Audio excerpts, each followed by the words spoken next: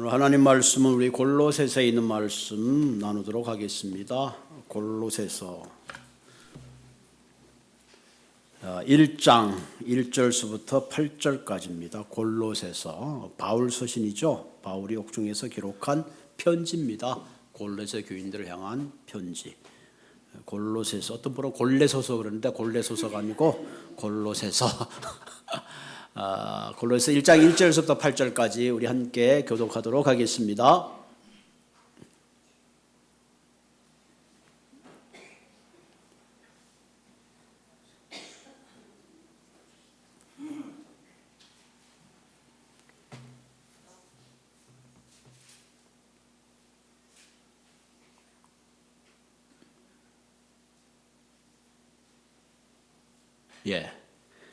하도록 하겠습니다. 하나님의 뜻으로 말미암아 그리스도 예수의 사도된 바울과 형제 디모데는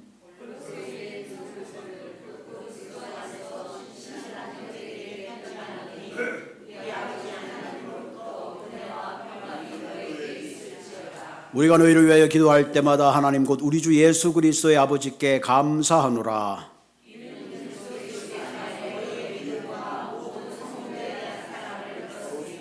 너희를 위하여 하늘에 쌓아둔 소망으로 말미암으니 곧 너희가 전에 복음의 진리의 말씀을 들은 것이라.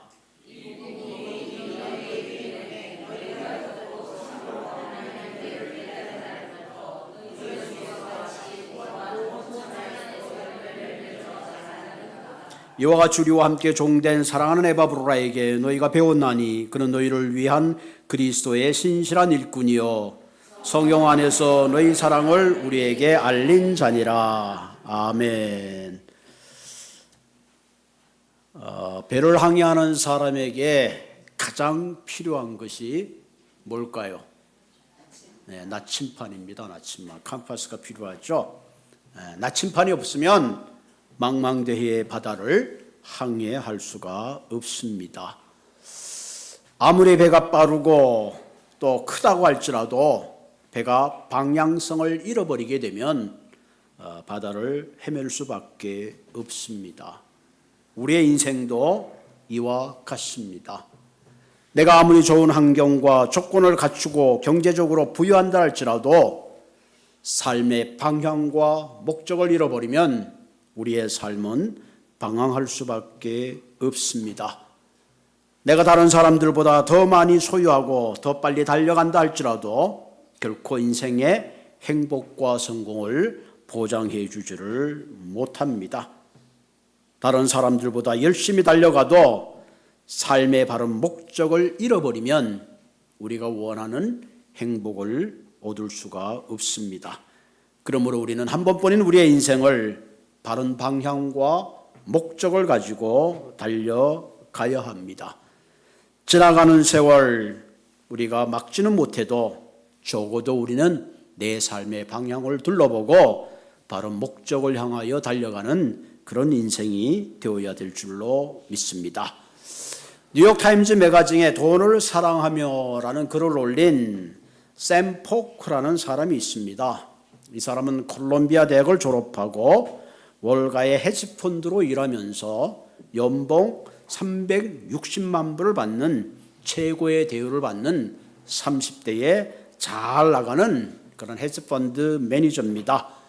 그는 최고의 좋은 집과 최고급 집에서 살고 그가 말만 하면 어떤 풋볼이든지 바스켓볼이든지 가장 앞자리에 티켓을 들고 올 정도로 대우를 받았어요. 어느 식당에 가도 VIP의 대우를 받았습니다. 젊은 이 친구는 샘 포크는 정말로 머니 파워라는 게 얼마나 굉장한가 하는 것을 실감할 수가 있었습니다. 그런데 어느 날 샘 포크라는 이 청년이 자신의 그 안정적이고 좋은 직장에 사표를 냈습니다. 직장에서는 너무나 일을 잘하는데 그 사람을 붙잡기 위해서 네가 이 직장에 머물기만 해도 800만 달러를 주겠다고 했지만 그는 그것을 박차고 나왔습니다. 한 기자가 물어봅니다. 샘 포크 씨, 왜 당신은 이처럼 안정되고 잘 나가는 직장을 포기하십니까? 도대체 그 사유가 무엇입니까? 그때 이 친구가 하는 말이 돈밖에 없다는 것에 내 삶의 해이를 느꼈습니다. 너무 돈에 중독되어 사는 내 자신의 모습이 싫었습니다. 그렇게 고백을 했다고 합니다. 어쩌면 이 설교를 듣는 우리는 이거 참 안타깝다. 내가 그 자리 대신할 수 없을까 하는 생각을 할 수도 있겠죠. 어쨌든 이후에 이 청년은 삶의 의미를 찾아서 그로서리 십스라는 그런 일을 하게 되었습니다. 이 일은 연소득 13,000불 이하의 빈곤가정 그리고 청소년들의 먹을 것을 도와주고, 그리고 샘포크는 청년들에게 강연을 하는 특별한 사역을 하게 되었습니다. 그는 지금이 어느 때보다도 행복하다. 옛날에 돈의 독소로 가득 찬 월스트에 있을 때보다 내 삶은 훨씬 더 행복하다. 그렇게 자신을 고백하는 글을 올렸다고 합니다. 우리 모두는 세상 사람들이 분주하게 달린다고 같이 달려가는 것이 아니라 우리의 삶의 바른 방향을 향해서 삶의 목적을 가지고 달려가야 합니다. 이런 면에서 정말 내 삶의 방향을 가르쳐주는 나침표가 그 어느 때보다도 중요합니다. 오늘 이 시대는 너무나 혼탁한 시대에 우리가 살아가고 있습니다. 문화적으로, 성적으로, 또 많은 첨단 계획과 물질 만능이라는 숭배에 짓눌려 살고 있습니다. 이런 문화 가운데 사는 모든 젊은이들은 기존의 가치관이 무너지고 하루아침에 그들이 무엇을 따라가야 될지 삶을 방황하고 있습니다. 무엇이 선인지 악인지조차로 구분 못하는 시대를 살아갈 때에 진정 우리의 인생을 바른 방향으로 이끌어주는 진정한 나침판이 그 어느 때보다도 필요합니다. 이런 의미에서 오늘 본문을 통해서 우리의 삶의 진정한 나침반은 어떤 것이 있을까요? 함께 살펴보려고 합니다. 오늘 본문의 골로새서의 말씀은 한마디로 골로새 교인을 향한 바울의 신앙의 지침서와 같습니다. 신약의 13부분을 바울이 썼지만은 그 가운데 특별히 골로새 교회는 바울이 개척한 교회가 아닙니다. 바울이 감옥에 있을 때에 에바브라라는 사람을 만나게 되어서 이 에바브라를 통해서 골로새 교회의 사정을 듣게 됩니다. 본문 7절에 보면 에바브라에게 너희가 배웠나니, 그렇죠? 그래서 이 에바브라를 통해서 골로새 상황을 잘 들으니까 바울은 기가 막혔습니다. 골로새 교회가 너무나 심각한 영적 혼돈 상태에 있었고 세상에 거짓 교훈들이 들어왔고 심지어는 잘못된 금욕주의로 말미암아 육체를 해하는 그런 잘못된 영적인 것에 빠져 있었습니다. 심지어는 지나친 절개에 매여 있었고 이단 사상과 숭배로 영적인 방향을 완전히 잃어버렸습니다. 그래서 바울은 이런 골로새 교인들을 향하여 그들에게 바른 영적인 방향성을 제시하고자 골로새 교회에 이 편지를 쓰게 된 것입니다. 어쩌면 오늘 이 시대에도 세상의 물질주의와 잘못된 이상사상과 세상의 지나친 방종으로 인해서 교회와 세상의 구분이 점점 묘해지고 있습니다. 거룩해야 될 교회가 거룩함을 잃어버리고 세상의 인기몰이에 부합하고 동행하고 살아가는 이 혼탁한 시대에 우리의 영적 삶을 바로잡아주는 그 기틀이 바로 오늘 골로새서의 말씀이라 그렇게 볼 수가 있습니다. 우리가 살아가는 시대는 무엇보다도 물질적 부유함을 느끼지만 많은 영적인 갈급함과 답답함과 불안과 공허함과 조급함 속에 많은 사람들이 살아가고 있습니다. 마치 1년 365일 하루 24시간의 시간에 갇혀 매여 살고 있습니다. 우리의 삶에 중요한 것은 내가 얼마나 오래 살았는가, 그것이 중요한 것이 아니라 내가 정말 시간의 양보다 바른 삶의 목적을 가지고 바른 방향으로 살아왔는가 하는 것은 대단히 중요합니다. 우리가 가지고 있는 시계도 중요하지만 더 중요한 것은 바른 인생의 나침반을 따라 사는 것이 대단히 중요합니다. 우리에게 잘 알려진 소중한 것을 먼저 하라 하는 스티브 콥이라는 분이 있습니다. 이 사람 이야기 속에 시계와 나침반의 분명한 이야기를 하고 있습니다. 하루는 스티브 콥의 딸인 마리아가 아버지에게 불평을 합니다. 아버지, 셋째 딸 때문에 나는 너무 많은 시간을 빼앗겨요. 취미생활도 못하고 친구도 못 만나고 쇼핑도 가야 되는데 이 딸 때문에 내 삶이 완전히 너무너무 안 좋습니다라고 컴플레인을 합니다. 이때 스티브가 마리아는 자신 딸에게 말합니다. 딸아, 너에게 정해진 시간에 모든 것을 다 할 수는 없다.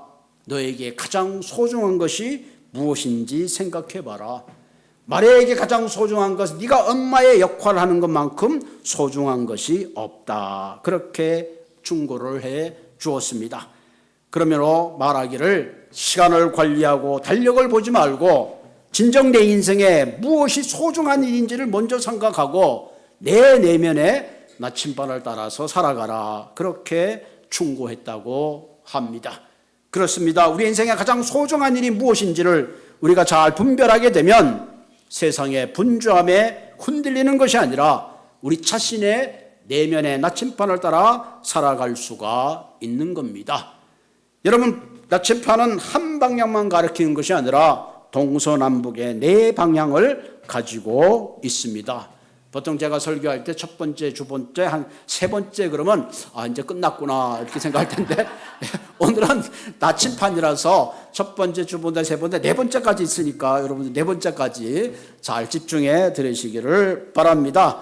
첫째는 inward direction, 내적 방향이고요. 두 번째는 수평적 방향, toward direction이고, 세 번째는 upward, 상향적 방향이고, 네 번째는 outward 방향, 네 가지 방향으로 생각해 보려고 합니다.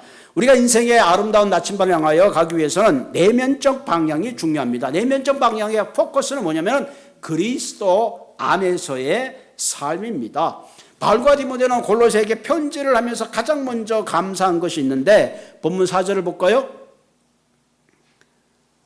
네, 가장 먼저 이는 그리스도 예수 안에서 너희의 믿음과 모든 성도에 대한 사랑을 들었다. 뭐예요? 그리스도 예수 안에서, in Christ. 여러분, 우리가 예수를 만나서 그리스도 안에 들어오게 되면 하나님의 자녀가 되는 놀라운 구원의 역사가 일어납니다. 그리고 중요한 것은 우리가 그리스도 안에 들어온 이후로는 그리스도 안에서의 우리의 삶을 추구해야 합니다. 마치 포도나무와 가지처럼 가지가 포도나무에 떨어지는 순간에 그 가지가 말라버리듯이 우리의 삶이 그리스도 안에서부터 떠나가게 되면 우리의 삶은 말라버리고 무의미하게 되는 겁니다. 그래서 우리는 그리스도 안에 들어와서 우리의 삶의 뿌리를 내릴 때에 우리의 삶이 흔들리지 않고 바른 방향을 가게 됩니다. 이런 의미에서 우리는 예수 그리스도가 우리의 삶의 영적 생활의 중요한 중심축이 되어야 합니다. 우리의 중심축이 흔들리면 우리의 삶은 혼란에 빠지게 되고 갈팡질팡하게 되는 겁니다. 가끔 신앙생활 하다가 교인분들이 어떨 때 일이 있어갖고 목사님 좀 쉬겠습니다. 이게 링에서부터 나가시는 분들이 계시는데 가장 중요한 건요, 무슨 일이 있든지 이렇게 교회라는 안에, 그리스도라는 안에 있을 때에 우리는 어떤 어려움이든지 이겨나갈 수가 있는 겁니다. 바다를 항해하는 사람들이 길을 잃을 때 제일 중요하게 찾는 것이 북극성입니다. 그걸 통해서 방향을 가늠하죠. 마찬가지죠. 우리의 삶이 방황할 때 가장 중요한 것은 마치 북극성과 같은 예수 그리스도를 바라보면서 우리의 삶의 방향을 잡아야 된다는 사실입니다. 예수님을 바라보고 예수님과 관계를 통해서 우리 인생은 바른 길을 찾을 수 있습니다. 우리가 그리스도 안의 관계가 깊어질수록 우리의 영성도 깊어집니다. 예배도 깊어집니다. 기도가 깊어집니다. 이때 우리의 인생에 어떤 풍랑이 몰려와도 우리는 능히 그 풍랑을 넘어서는 힘을 얻게 된다는 사실입니다. 여러분, 뿌리 깊은 나무가 흔들리지 않듯이 내 삶이 그리스도 안에 깊게 뿌리를 내리게 될 때에 우리의 삶은 세상의 허탄한 신화의 가치에, 소유에 흔들리는 것이 아니라 바른 삶의 가치를 가지고 살아갈 수가 있습니다. 우리에게 잘 알려진 팀 켈리 목사님이 쓴 책 중에 부활을 입다라는 그런 책이 있습니다. 그 책 서론에 보면 이분이 2002년도에 갑상선 암에 걸렸습니다. 그래서 이분이 병원에 입원하면서 하루 종일 특별히 병원에 입원했으니까 할 게 없잖아요. 그래서 탐 라이트 목사님이 쓴 하나님의 아들의 부활이라는 책을 읽었습니다. 두꺼운 책입니다. 한 800페이지 가까이 되는 그 책을 읽으면서 큰 위로와 은혜를 체험했다고 합니다. 이후 이분이 탐 켈러 목사님이 20년 후에 다시 암이 찾아왔는데 이번에는 췌장암이 찾아왔습니다. 여러분 얼마나 더 절망적이겠습니까? 보통 사람은 하나님 왜 내게 이런 신호를 주십니까? 하고 절망할 수 있겠지만, 그런데 이 팀 켈리 목사는 오히려 절망한 것이 아니라 오히려 그 어려운 가운데 부활을 입다라는 그런 책을 쓰고 발간할 수 있었다고 합니다. 원래 이 책의 원 제목은 두려울 때에 우리가 가질 희망, 그것은 곧 예수밖에 없다 하는 거죠. 20년의 세월이 흘러 암이라는 적이 찾아왔지만 이 암은 결코 그 목사님을 흔들 수가 없습니다. 왜 그랬을까요? 삶의 위치가 in Christ 안에 중심을 든든히 잡았기 때문에 그렇습니다. 인생에 우리가 무슨 풍랑을 당해도 흔들리지 않는 비결은 우리의 삶이 그리스도 안에 집중하는 것입니다. 우리가 그리스도 안에 깊이 들어가면 그분이 내 길을 열어주시고 막힌 담을 헐어주시고 그리스도가 내 안에 깊이 뿌리를 내리면 어떤 문제든지 내 힘으로 해결할 수 없는 문제를 주님이 해결해 주시는 것입니다. 그럼 혹 여러분 가운데 아직도 그리스도 안에 들어오지 못한 분들이 있다면 반드시 그리스도 안에 들어와서 그분을 꼭 만나시기를 바랍니다. 또 그분 안에 들어오신 분들은 이제 내 삶의 뿌리를, 중심을 그리스도 안에 깊게 내리고 내 인생의 아름다운 열매를 맺는 한 분 한 분 되시기를 주님의 이름으로 부탁을 드립니다. 두 번째, 우리가 아름다운 인생의 방향을 하기 위해서는 수평적 방향이 필요합니다. 본문 4절에 보면 모든 성도에 대한 사랑을 들었다. 여기서 수평적 방향의 포커스는 사람입니다. 사람, 성도에 대한 사랑을 감사했다. 여러분, 우리가 신앙생활하면서 가장 중요한 것 중에 하나가 이 수평적 관계, 굉장히 중요합니다. 어떤 사람은 나는 하나님과의 친밀하고 관계가 있는데 수평적 관계를 잘 못하는 분들이 계시는 걸 볼 수가 있습니다. 여러분, 하나님은 눈에 보이지 않습니다. 눈에 보이는 형제 자매를 사랑하지 못하는 사람이 보이지 않는 하나님을 사랑한다고 고백하는 것은 어불성설입니다. 이거는 제가 한 말이 아니고 요한일서 4장 20절에 이렇게 분명하게 기록하고 있습니다. 누구든지 하나님을 사랑하노로 하고 그 형제를 미워하면 이는 거짓말하는 자니 보는 바 그 형제를 사랑하지 아니하는 자는 보지 못하는 바 하나님을 사랑할 수 없느니라. 내가 하나님을 사랑한다고 내가 믿습니다 하면서도 형제를 미워한다는 것은 오늘 성경에 분명히 그것은 거짓이요 위선이다 그런 겁니다. 어떤 분은 하나님과의 수직적 관계를 중요하게 생각하며 수평적 관계를 등한시하는 것은 참 우리가 잘못하는 것입니다. 정말 우리가 예수를 사랑한다면 그 형제를 위하여 죽기까지 하신 예수님의 그 형제를 우리는 미워할 수가 없습니다. 우리가 예수님의 제자인 증거는 바로 형제를 사랑함으로 보여줄 수가 있습니다. 그가 얼마나 성숙하고 믿음적으로 변화되었는가 하는 것은 그 사람의 인간관계를 통해서 볼 수가 있습니다. 요한복음 13장 33절 34절에 보면 새 계명을 너희에게, 새 계명이라는 말은 없는 계명을 새로 주는 게 아니에요. 사실은 강조하시는 거죠. 새 계명을 너희에게 주 서로 사랑하라. 내가 너희를 사랑한 것 같이 너희도 사랑하라. 우리가 형제를 사랑해야 되는 것은 내가 사랑해도 안 해도 되는 그런 옵션이 아니라 맨데터리, 반드시 형제를 사랑해도 해. 내가 하나님께 사랑을 받은 만큼 나는 그 형제 자매를 사랑해야 되는 책임과 의무가 있는 겁니다. 하나님은 나를 사랑해 주셨는데 내가 그 엄청난 사랑을 받았는데 내가 무슨 권리로 형제를 미워하고 내 감정 때문에 형제를 무시한다는 것은 우리가 믿음에서 떠나는 행위이기 때문에 그렇습니다. 에베소서 5장 25절에 보면 남편들아 아내 사랑하기를 그리스도께서 교회를 사랑하시고 그 교회를 위하여 자신을 주심같이 하라. 남편이 아내를 사랑하는데 어떻게 해요? 예수님이 교회를 위하여 자신을 주심같이 사랑하라는 거예요. 뭐 남편 된 사람이 집에서 설거지 좀 도와주고 집안 살림 했다고 사랑하는 게 아니에요. 오늘 성경에 보면 뭐예요? 주님께서 교회를 위하여 자신을 주심같이 사랑한다고 할 때에 세상의 모든 남편들은 어떻게 보면 사랑의 실격자인 거죠. 이 기준에서 놓고 보면. 그런 의미에서 주님이 우리를 사랑하는 그 사랑은 무조건적 사랑입니다. 주님은 내가 죄인임에도 불구하고 주님이 먼저 다가와서 저와 여러분들을 사랑했습니다. 그런 의미에서 사랑은 기다리는 것이 아니라 먼저 다가서는 것이 사랑입니다. 주님이 먼저 다가와서 그분의 전부를 주신 것처럼 그 사랑의 최고 극치가 십자가의 사랑입니다. 우리가 이 사랑으로 서로 사랑하면 내 삶이 행복할 수가 있습니다. 여러분, 불행한 사람의 대표적인 감성이 미워하는 거예요. 미워하는 감성을 가지게 되면 모든 관계가 깨어지게 되어 있습니다. 우리의 삶의 진정한 방향과 목적은 사랑이 되어야 됩니다. 사랑하는 가정이 행복하고 사랑하는 공동체가 행복하고 사랑하는 공동체가 주님의 뜻을 이룰 수 있기 때문에 그렇습니다. 어떤 사람은 예수님은 나만 사랑한다 그러는데 그렇지 않아요. 예수님은 나만 사랑할 뿐만 아니라 내가 미워하는 형제도 사랑한다는 것을 우리는 깨달아야 합니다.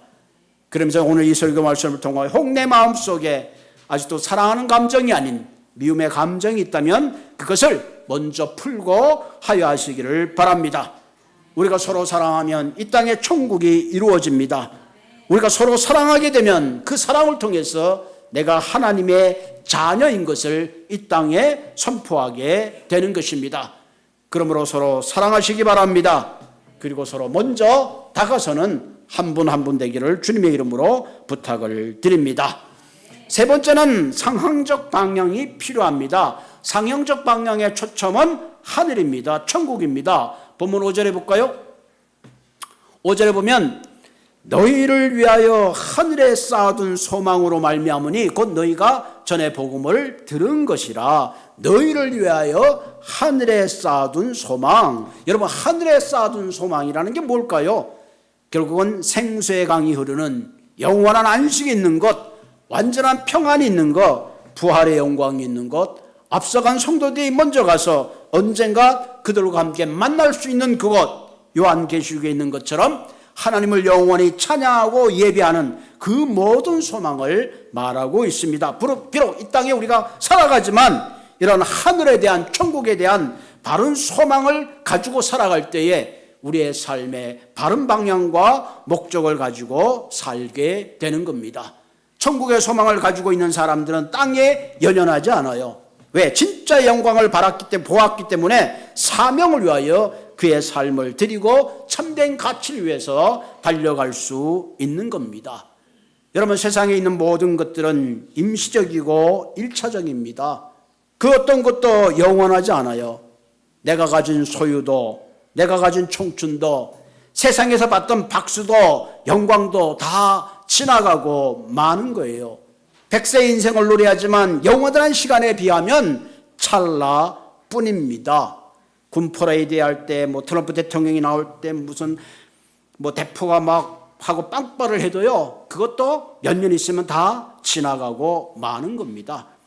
시편 39편 5절, 6절, 7절에 보면요, 주께서 나의 날을 한 뼘의 길이만큼 되게 하심에 나의 일생이 주 앞에서 없는 것 같사오니 사람이 그가 든든히 서 있을 때도 진실로 모두가 허사일 뿐이다.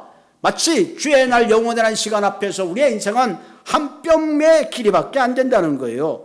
6절에 보면 진실로 각 사람은 그림자같이 다니고 헛된 일로 소란하며 재물을 쌓으나 누가 거둘지 알지 못하나이다. 맞는 말이에요. 어떤 권사님은 한국에서 좋은 운동화를 사갖고 왔는데 미국에 들어와서 한 번도 이제 신지도 못하고 돌아가신 분들이 있어요. 내가 재물을 쌓았지만 그것을 누가 거둘지 알지 못하는 것이 우리의 인생입니다. 그래서 시편 기자는 7절에서 이런 결론을 내립니다. 주여, 이제 내가 무엇을 바라리요? 나의 소망은 주께 있나이다. 아멘. 나의 소망은 주께 있나이다. 우리의 소망이 주께 있을 때에 우리의 인생은 바른 방향을 향하여 달려갈 수가 있습니다. 내가 이때까지 어떤 소망을 품고 살아왔는지 이 시간 돌아보시고 나의 남은 인생 후회 없는 그런 인생을 살아가시는 아름다운 삶이 되시기를 바랍니다. 더 이상 그림자를 쫓아가는 험한 인생이 아니라 하늘의 보아에 소망을 두고 살아가는 한 분 한 분 되시기를 바랍니다. 정말로 지혜로운 사람은 이 땅에 미래를 두고 사는 것이 아니라 천국의 보화를 쌓고 살아가는 사람입니다. 우리가 이 땅에서 무엇을 하면서 살든지 그것이 중요한 것이 아니라 내가 어떤 소망을 품고 살아갔는지 그것이 중요합니다. 우리가 하늘의 소망을 품고 살 때에 우리는 인생의 여정 가운데 방황하지 않고 흔들리지 않고 견고한 삶을 살게 되는 것입니다. 우리가 바른 인생의 방향을 가지고 살기 위해서는 1차적으로 in Christ, 예수 안에 있어야 됩니다. 그리고 서로 사랑해야 됩니다. 그리고 세 번째는 하늘의 소망을 품고 살아야 합니다. 맨 마지막에 네 번째는 outward, 세상을 향한 방향. 이 outward의 초점은 세상입니다.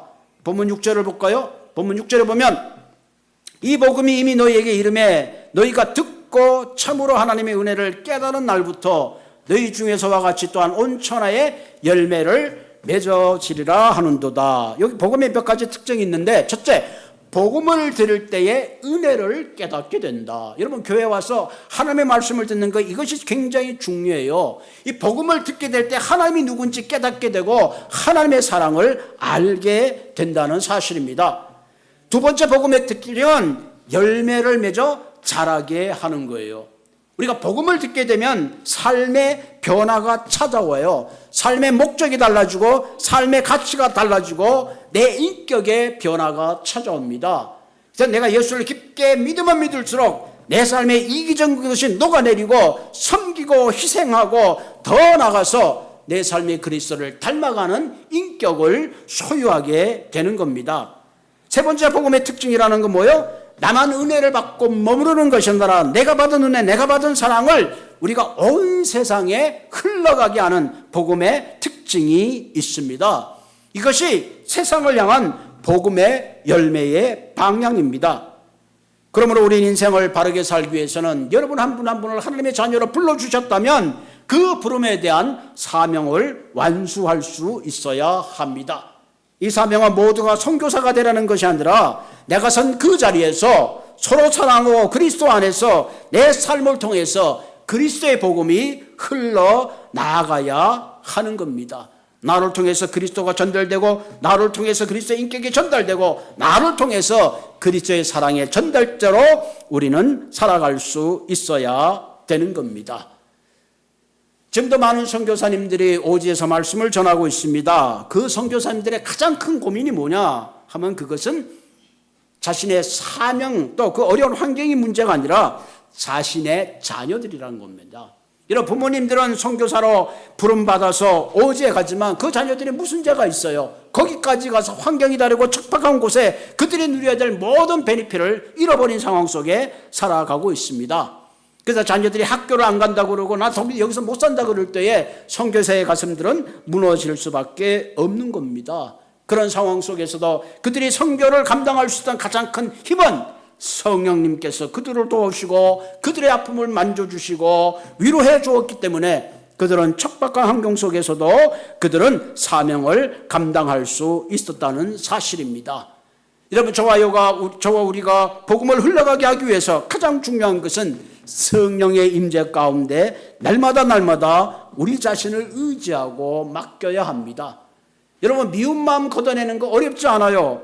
얼마나 어렵습니까? 성령이 내게 함께 할 때에 우리는 미워했던 마음이 사라지고 사랑의 마음이 생기는 겁니다. 나만 생각하던 이기적인 마음을 바꾼다는 거 어려워요. 그러나 성령이 내 마음을 주장하시면 내가 받은 그 사랑 때문에 이기적인 마음을 내려놓고 교만한 마음을 내려놓고 섬기게 되는 것입니다. 지금 이 시대는 어느 것보다 주님이 나의 등대가 되고 나침판이 되어야 될 때입니다.